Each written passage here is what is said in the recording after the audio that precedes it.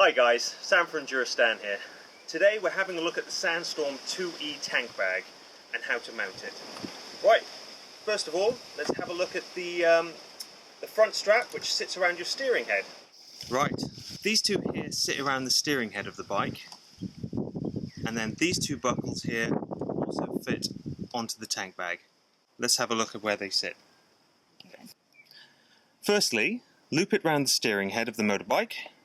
As such, clip the two buckles together.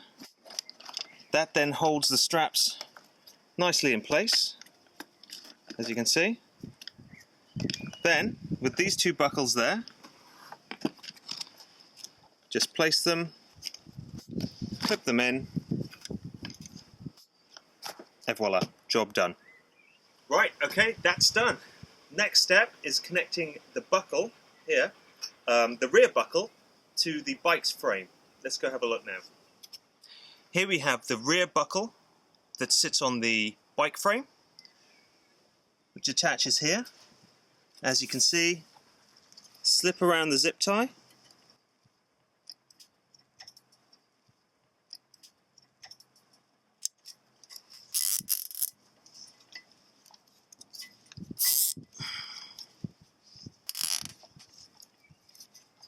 Then trim the zip tie,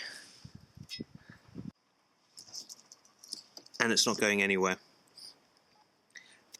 Okay, once you've attached the Sandstorm 2E to the bike using the various buckles, the best thing to do is go around, tighten up everything, make sure it's all secure. As we said, there's two straps here at the front to tighten, and when you attach the rear buckle here, there's also a Velcro strap to adjust there.